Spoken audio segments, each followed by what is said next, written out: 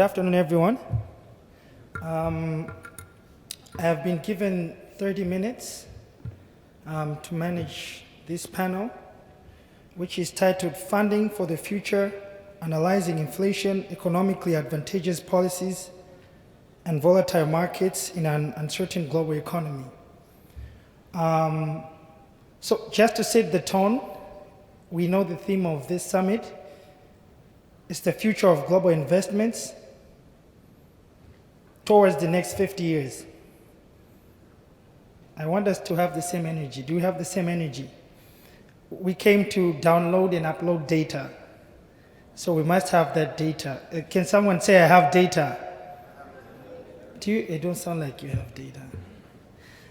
Do you have data?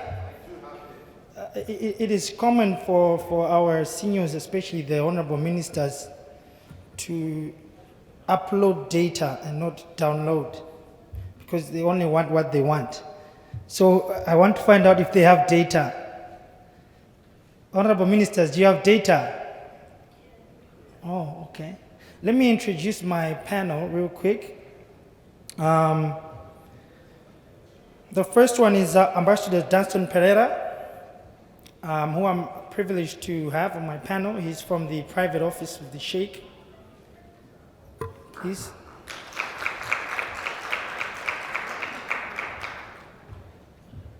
The second one is Dr. Victor Abe, who just presented. Just to clarify, he's the CEO and managing partner of V5 Solutions Limited and FP Global Consult from the Republic of Ghana. So I have panelists from 4 countries. I'm the 5th one in the 5th country, so that's why we're here. Okay. The third one rather, is Honorable Samuel Masaki, my brother from the Republic of Kenya.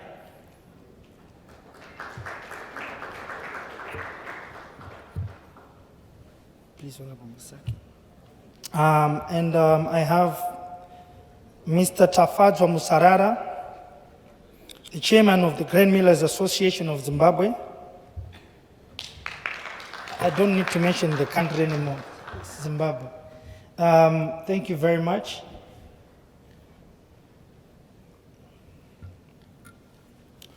So as he walks up, the objective of this panel is to understand the role of leadership in the bid of economic recovery, where we're saying politics might dominate the headlines, but it's going to be policy that drives prosperity into the future.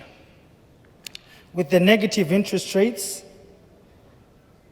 we shouldn't say they are always negative, right? It depends on the transaction you're doing. So we hear from them. But with the negative interest rates and volatility top of the mind for many investors, there is still room and time for active leaders to adjust strategies to outperform their passive counterparts. This is the moment I wish my brother Dr. Hillary was here, because it's our food, trade and investment. And looking at Africa beyond the next 50 years is why we're here. So allow me to have the discussion. I'm not going to bother you too much. We'll manage the time within 30 minutes or less, and we'll give you the questions to ask the dynamic people we have here. Thank you.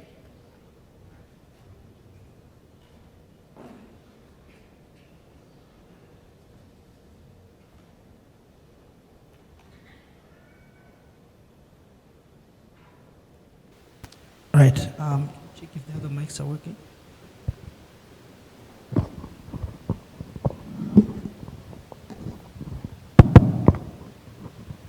No, mine is working.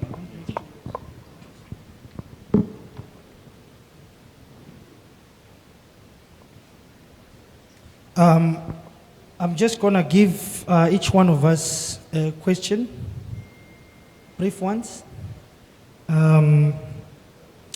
Starting with my ambassador, what should investors look out for in leadership when looking at investing, and what makes the investments viable? If you can give us, following your experience from the UAE, who is hosting us. Thank you. Yeah, good afternoon, everybody. See, anybody who looks for investment in any country, they first look at the leadership. UAE is a classic example where the country has been growing phenomenally well because of the excellent leadership. Now, when we talk about the leadership, the most important thing that any investor is looking at is stability. In the sense, if he is investing a certain amount of money in any country, how stable is that country for him to enhance his business and ensure that the return of investment is happening in a stipulated time frame. In UAE, the advantage what we have is the leadership is a monarchy. It's not a democratic like in other countries. So what happened is there is a consistency in terms of the regulations, the policies that is being implemented in this country, which everybody knows that it is not going to change. The policies or the regulations that is being implemented, it either improves further, it doesn't get reverted or reversed where it happens in a democratic country. Because it's not to be blamed on any leaders or leadership, because a democratic country functions like that.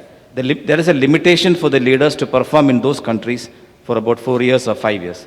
And once the leadership changes, definitely there's going to be an impact on the policies that has been implemented, which can or cannot impact the businesses. So people look for a consistent quality of performance in any country, and that depends on the leaders and the leadership that it prevails in that country. And today we have seen the leaders from many countries talking about those countries, and that gives a lot of confidence, because when they come and say, come, we are here to support you, we are here to give you all kind of thing, that is what an investor wants. Thank you. Thank you very much. The next one is sensitive, is an excuse for most countries now, but let me just put it out. Investors are looking for a safe haven for their investments. It is then safe to say that investments need stability, all right? But with the current global crisis, as a result of factors mostly relating to the Russia-Ukraine conflicts, how with the current landscape affect investment? Please, Mr. Tafara, if you can take that one. Thank you. Thank you very much, moderator, for asking me the most tough question. We sincerely hope and pray that peace will return in the Eastern Europe. However, the crisis that has happened, the geopolitics that is currently unfolding, has caused 3 challenges to the world, and which can be tapped into opportunities. The Ukraine-Russia conflict has caused three major shortages, 3 Fs: food, fuel, and fertilizer. And on food, I think you have seen that there's been inflation in major economies throughout the world. Fuel has gone up by nearly 60% since the beginning of this year, and fertilizer has also gone up 150%. These 3 major commodities has affected Africa the most, to the extent that there's been a spike in the commodity prices, viability challenges for farmers, and indeed Africa needs alternative or additional sources for these 3 Fs, which poses, again, is an opportunity for the UAE to come and invest in Africa. The future of African economic growth is agriculture and infrastructure development. Again, it provides an opportunity for UAE to come and invest in those areas. I will just give example of my country, Zimbabwe. Having faced the challenges as a result of the Ukraine-Russia wheat, we had nearly 57% of our bread wheat coming from Russia and Ukraine. The Second Republic, the current government, worked with the private sector to come up with a well-oiled fund agriculture program. And to date, since colonization, we have In fact, this year we have harvested the biggest wheat, which is more than 14 months requirement. We have been net importers of wheat. So from that crisis, we have seen an opportunity, and our government and private sector are working together on that one.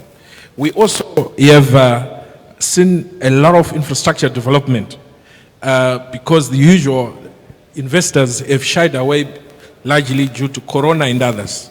And that has been a result of an inward looking on what's supposed to happen. We feel that the ambassador have said it, he has put the conditions very well, that he has to proceed in foreign investment on the issues of governance, and the previous speakers have spoken. But we feel that Africa largely have seen peaceful and successive governments, transitions. Kenya is a good example, Malawi, DRC, and others. And I think Africa is now ripe for investment, and it should be the prime destination for investment. However, we feel that certain countries have been affected by certain international bilateral decisions that has been made on smaller economies. In our country, we are currently seized with economic sanctions that has been imposed on us, which are affecting business. And I hope this Africa Summit will actually add a voice to their removal so that we are at par and our engagement efforts are going to be enhanced. Thank you, Moderator. Thank you, Mr. T. That's some good data, eh? I don't see the energy. I don't see the energy yet.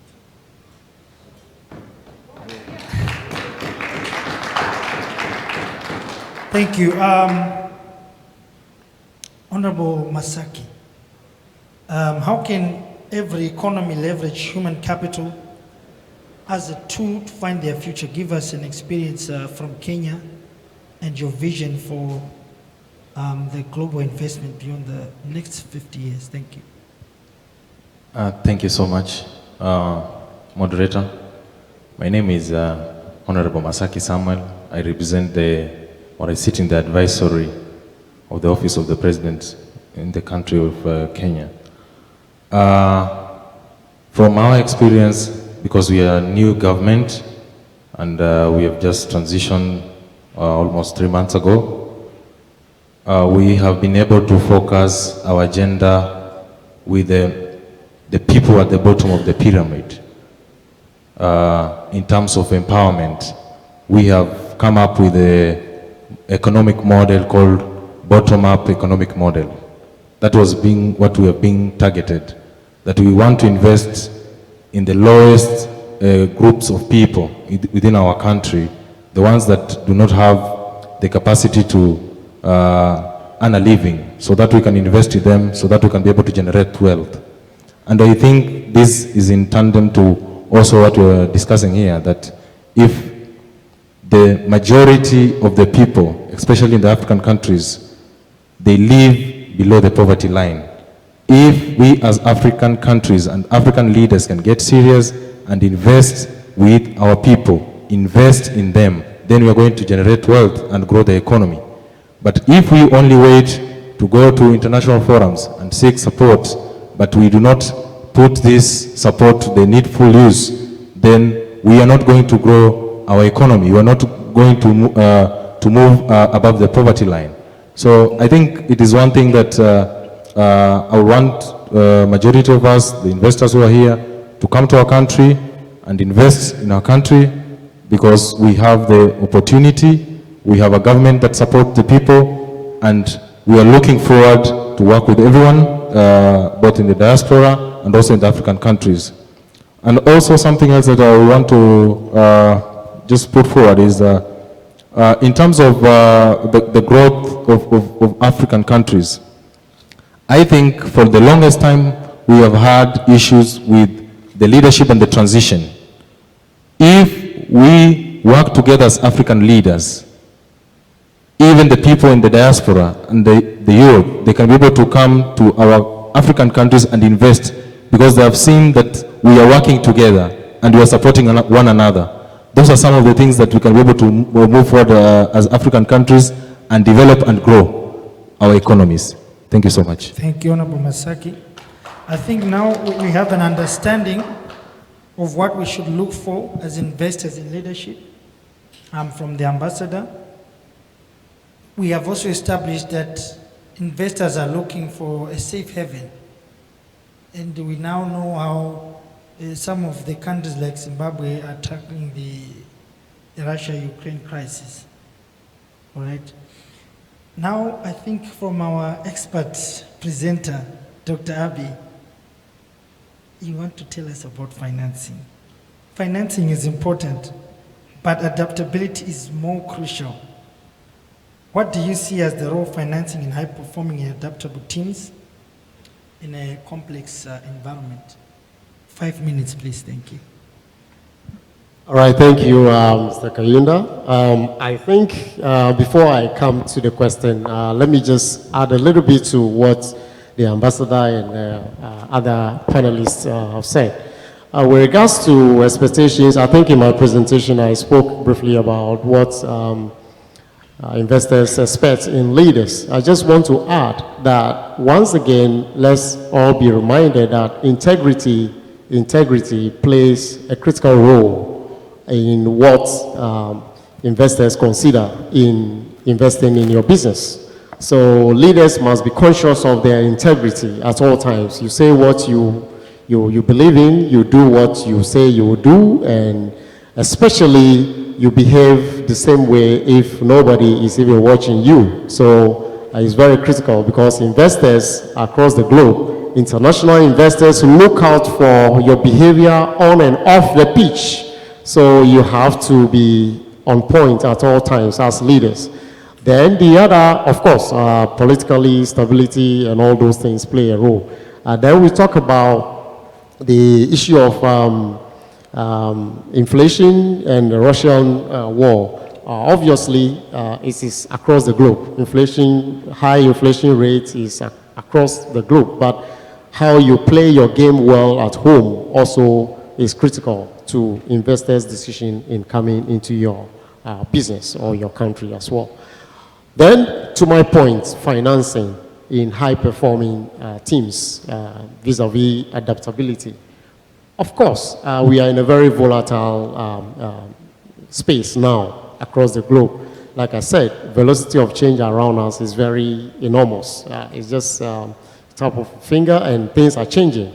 And so business decisions obviously must be backed by financing. But the financing must be pushed into good use while having in mind adaptability issue. How quick are you able to adapt to changes around you? So your preparedness to adapt to changes means that the financial resources available to you for use must be tailored towards the right things at all times. It is not just about having the finance available and you are using it anyhow. It must be tailored in a way that they provide answers to changing needs of your business. So by so doing, the high-performing teams are going to be encouraged more to do more. And so productivity will always be on the high side because anytime there's a need to change or adapt to or respond to the changes around the business or the world, your team knows very well that there are finances available and they will quickly think outside the box, especially if you have a learning organizational environment where people are innovative and creative. They are able to respond quickly, provided you are able to assess and make available the right finances. So financing is key in continuous performance of teams within businesses. Likewise, the political space as well, because whatever innovation we are thinking of, building capacity of the young people, driving investment across board and all that, managing that finance within the ever-changing or rapid-changing environment we find ourselves in plays a critical role in the continuous performance and productivity of teams at the workplace. Thank you. Thank you, Dr. Abi. I'm sure the clap of hands signifies the Africa we want. This is the Africa we want. I'm now going to give an opportunity for questions and answers from our diverse team of experts we have here. One of the ladies I was next to, she told me diversity is what makes good leaders. I agreed with it. Unfortunately, we were supposed to have a lady on our panel. She missed it. I think she didn't make it from Kenya. So, Honorable Masaki is fitting in two shoes. The diversity here is fitting not only gender issues, but also age issues. All right? We want more youths to be in the leadership positions.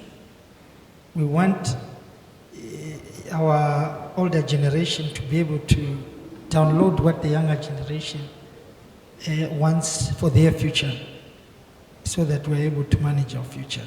So with that said, I'll give 10 minutes to anyone who wants to ask the team here questions, including myself. Actually, my name is Simon Kaunda Jr. I'm an international trade and investment consultant, and I'm focusing more on Southern Africa. So you can also ask me questions, and I'll respond after moderation. Thank you very much. Anyone?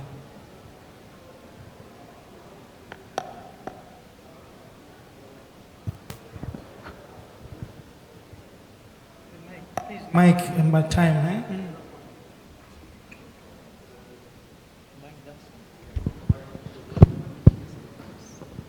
You can take my mic. No, it's fine. We're winning. It's okay. Okay, ready here, my brother. All right, thank you so much, panelists. My question, just as this team is African Dubai Summit for Investment. Now, I want to know and ask the Honorable Minister, just as Dubai Hey, has been the hub for can real you please estate come? and whatnot, Please get the mic. and it's been like that for some time now. I'm looking as an investor to invest here in Dubai. What would you say for the next 5 to 10 years is the key thing or the big major thing here in Dubai to invest in? Ambassador. Thank you.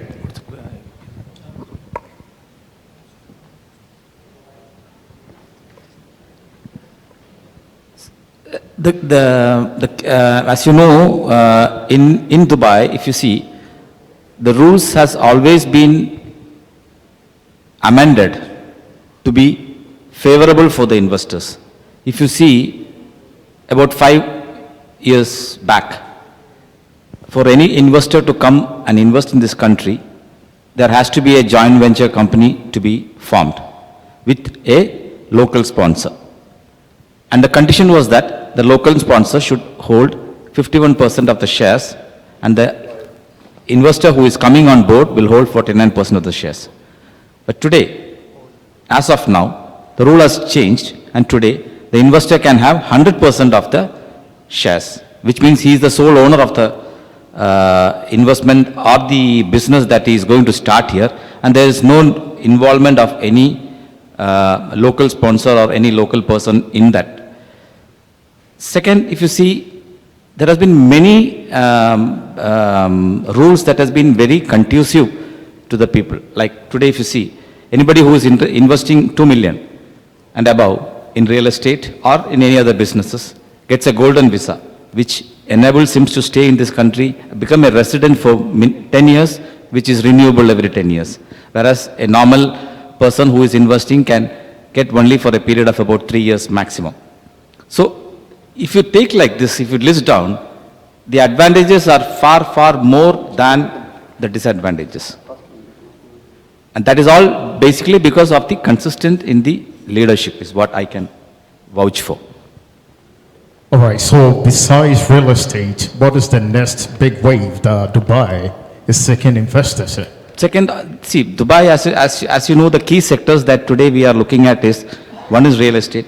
Second is health sector, because after the pandemic, health sector has become very, very predominant. Sports is one thing which we are now focusing on. We are coming out with a lot of sports academies. In Russell Kema, we are coming out with one of the world-class sports academy to promote sports. And of course, as you know, tourism is something which is, which has been the bread and butter for Dubai, with people coming in. And today there is a huge shortage of hotels in Dubai. Though we have almost about 1.5 lakhs keys hotels, there's still a shortage. Still people are not getting rooms, or because of the shortage of rooms, the existing rooms are going on a very high price.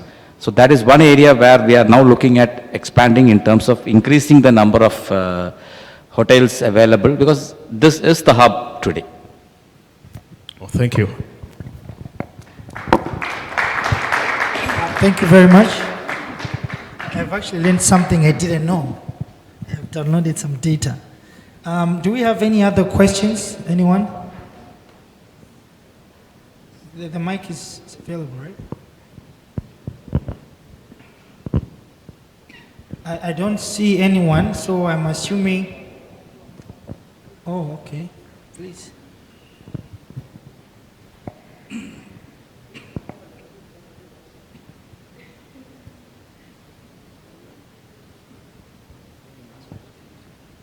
Okay, so after my lady from, I think she's from the Republic of Zambia, South Yes, I am. Africa, and the United States. No, I'm from the Republic of Okay, Zambia. pick one, but I'll pick Zambia for now. Okay, and then after your question, we're gonna go to my madam from Zimbabwe, which is open for business. Thank you. Okay, mine is not a question, but we spoke earlier about diversity, and I think you didn't touch much upon it. And I think it's a fundamental thing that we need to talk about as Africa Dubai Investment Summit. And for the ambassador, Dubai is very big on leadership. And I think what Africa is lacking today is great leadership. So we are enforcing that Dubai should do a model that helps us, especially as part of the summit. You know, LWD needs to do something in terms of leadership, because in Africa, yes, we have the resources. We're a hub. We're open for investment just as much as Zimbabwe is across Africa. But one of the key things that we haven't done is implemented great leadership as Dubai has done. And Dubai has a track record of having exemplary leaders. Not only are you inclusive in how you do business and how you bring investors to the table, but it's a model that needs for us to go further. How do you think as Africans we can implement those models and get to a place not only where we're corruption free, but where we can see great leaders emerging from the youth? When I talk about diversity, I'm not talking about women empowerment only. I'm talking about an Africa that is inclusive, thinking about generational wealth building, bringing up women, boys, and girls, and teaching them the fundamentals of being great leaders. So as an Africa, can we wake up today and become great leaders and examples to the children that are coming? Because 50 years is legacy. 50 years is generational wealth. If Africa has to become Africa, it takes you and I implementing those roles, holding integrity and sustainability, and taking it back where we are coming from. Thank you. The question has been directed to you, and then I'll give room for afterthoughts. I don't think it was a question, but yeah, I think the world is watching UAE. The world is watching UAE, how we are implementing things in this country. And I think there is a lot of lesson that can be learned and picked up from that. Like, for example, corruption. See, UAE, if you see, we are moving ahead with a paperless office or a 100% online mechanism where anybody can come in and get things done on an online platform where the manual intervention is much lesser. And we embrace, or we take technology as an advantage and use their help in terms of implementing many of the policies that are happening in this country. And that eliminates manual intervention, and automatically the corruption goes down. So I think most of the countries should look into that kind of aspect, so that it not only simplifies the procedure, but also reduces the manpower intervention. Only decision-making kind of thing can happen on an online platform. Thank you so much. Thank you. Any afterthoughts from the... All right. Thank you. If I may add my voice a bit. Yes, it is true that leadership on the continent of Africa is has some issues that need to be addressed.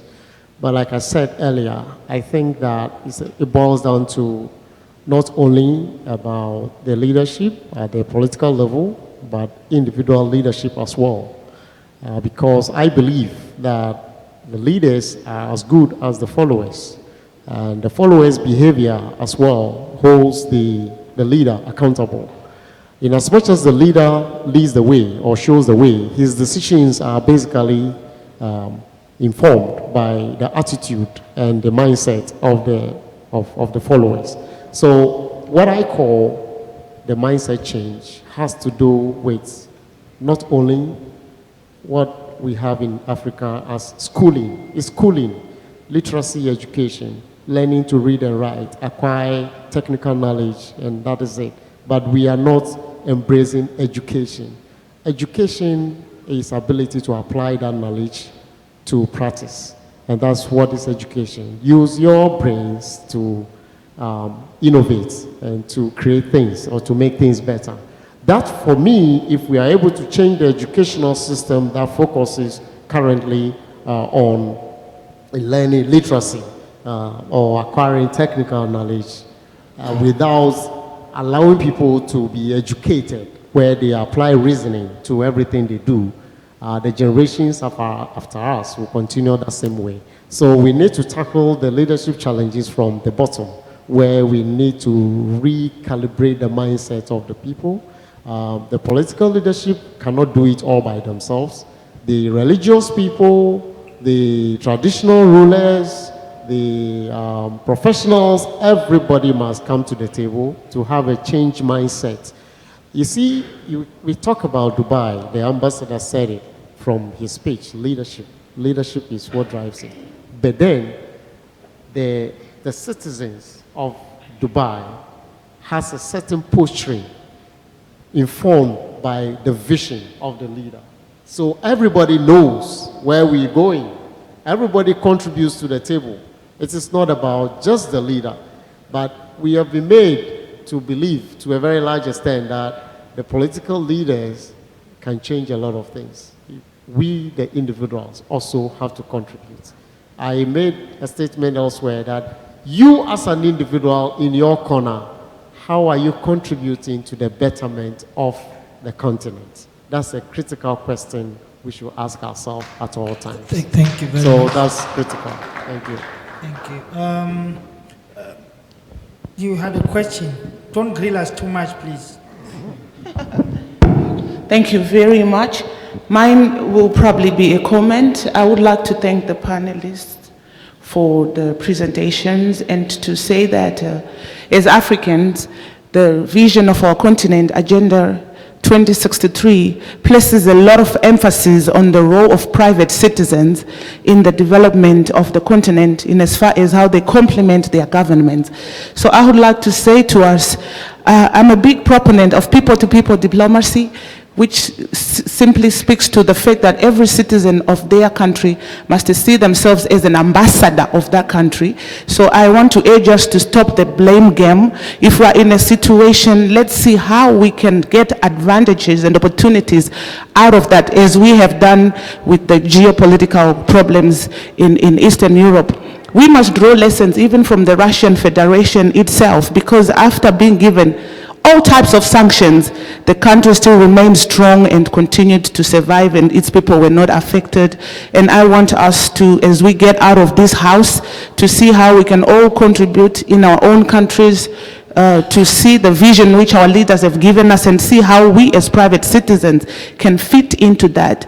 I want to also share with my sister from Zambia that, yes, I agree with you, there is need for to be in leadership, but I want to invite her to Zimbabwe to come and see how much the young people have been brought on board by the leader. Our president has a mantra of development which says leaving no one and no place behind. And in Zimbabwe over the past 12 months, there has been a big appetite for entrepreneurship. How do we change livelihoods of people? If people are in business, there's no poverty. That's how we achieve first the national vision of Zimbabwe and then the continental vision. So I want us, as we go back to Africa, to draw resilience from what these gentlemen were sharing with us and say that it doesn't matter what situation we find ourselves in, economically, politically, or whatever, how can I, as an individual, in my own locality, contribute to making things better instead of just complaining, because no one can give us the Africa that we want apart from ourselves. I thank you. Thank you very much. I think there's the last question. I'm taking the last question because of time. We will have an opportunity for B2Bs. Okay. I'm going to have to take two more last questions. Okay. Please go ahead, my sister. Okay. Introduce yourself and where you're Greetings, from, please. greetings from Azerbaijan. It's my first time to be in this summit, and also Azerbaijan is also interested in Africa countries to invest. You know that Azerbaijan is oil country, is rich country, and we have many businesses and businessmen in Azerbaijan. And within the Ukraine and Russia war, there are many Azerbaijans and Russians businessmen are looking for countries where they can invest their money. And it's great for me to be the part of these investments because we have good relations. And now we are creating the Chamber of Commerce, Africa and Azerbaijan. It's registering in Azerbaijan, and after the registration, I would like you all invite to our Azerbaijan to see our country and also do some trades. Okay. I'm also the resident of OIM. We have whole company here. It's about 10 years. But what's the problem with Africa? I have many requests for palm oil, for charcoal, for others. But I can't receive any specification, any certificate of analysis. It's a problem for each product. And also the financing. We want to do the payment, but we are afraid to do the payment because no any bank guarantees. You know that I don't want to say it, but you all know that now we have cybercrimes, and many of these cybercrimes is origin from Africa, from Nigeria. We are looking, yes, we are searching and analyzing and see that IP address is from Nigeria, and really it's very we are very afraid of this situation. It's a very big problem to the buyers or to the sellers to do some trades with Africa countries. And I want to know that maybe you have platform, reliable honest partners, real companies registered, you have bank companies guarantee. Maybe you have a platform where I can find the buyers or the sellers, because so many scammers in this in Alibaba, in like this, global buyers, many platforms, yes. And my question is, please, find me buyers and sellers from Africa, reliable and honest, because I want to import to Africa and export from Africa. I can do it, but I can't find, but I face it with these issues. Thank you so much. Thank you very much. Because of time, if you may allow me, Honorable Masaki from Kenya, the biggest economy in East Africa. I think it's more than 100 billion.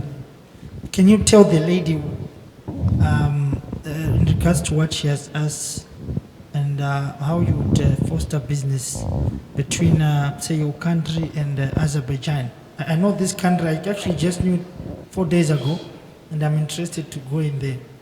Honorable Masaki, please. Just to respond to the question, I think with what we have developed so far as a country is through the Business Council and also the business chambers of commerce. We are reaching out to different countries, especially in diaspora, on how we can be able to come up with interventions that can be able to create partnerships with the two countries. And that's what we have been able to do.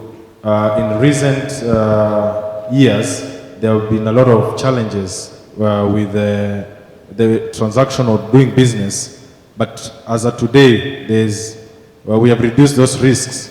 So through our Chamber of Commerce, we are reaching out to those countries, especially in Europe. Here in Dubai, we have, through the Chamber of Commerce, we are able to do intergovernmental relations and cooperation so that we can be able to reduce those risks. So it's about also the countries, African countries, coming up with those regulations that can be able to help even the diaspora countries to invest in Africa. It is through our East African community whereby we have been able to reduce, come up with agreements that can be able to enhance trade within the East African community. So if we are able to move forward as an African in general, we'll be able to advance and help African countries to do business together and also invite the diaspora countries to come and invest in African countries. Thank you, Honorable Masaki. Mr. Tafaja, do you have any input? Thank you very much. Good presentation from the lady from Azerbaijan. A story is told about one of the Europeans' biggest shoe company, which came to Africa, sent a salesman 200 years ago, and salesman went back and said, there's no market in Africa because people don't wear shoes. And they sent another one. The second salesman says, there's a market in Africa because people don't wear shoes. So definitely Africa is a potential source market for you. And perhaps we need to change the structures of what we do. For instance, in Zimbabwe, we have got the tobacco industry. European countries that want tobacco have come and set a shop in Zimbabwe. They invest in the production of tobacco, buy it and export it to their home countries. So in your area of interest, which is the palm oil and others, perhaps you might want to look at companies from your country coming to fund the production of the same crops and export to your country to arrest the risk that you said you are currently facing. Thank you. Thank you very much. Because of time, I'll just give an afterthought, and we have a lot of time for networking. A quick comment from Dr. Abiy. All right, thank you, Kayunda. Mrs. Azerbaijan, I'll call you that. I just want to add my voice to all to say that you are at the right place. I think the men and women of integrity from Africa are here to do business. So one assurance you should get from all of us is that once you pass through the right channels and you are able to strike very strategic collaborations from here, you should be able to import and export to and from Africa. That is what I want to say. The men and women here, I can assure you, are men and women of integrity. And just strike the right button with strategic collaboration and your business is guaranteed. Thank you. Thank you very much. So you can see there's a lot of things to talk about. I'm sure we'll have time. I've been asked to wrap up. Ambassador, you took up the shoulders of UAE. Please pass the message. The Africa we want is for the UAE government to also be coming to Africa. We want your sheikh to come for holiday in the warm heart of Malawi. See our fish. No, stay at our lodges. Yeah, as I mentioned in my keynote address, it's Africa and UAE has a very cordial relation, and we are looking forward to support. In fact, we are working with many West African countries in terms of infrastructure development, be it the roads, the airports. So there is a lot more that Africa can deliver, and it is going to be the next continent that the world is watching. So let's make use of it. Thank you very much, panelists. Please give a big hand for this great panel, and thank you very much.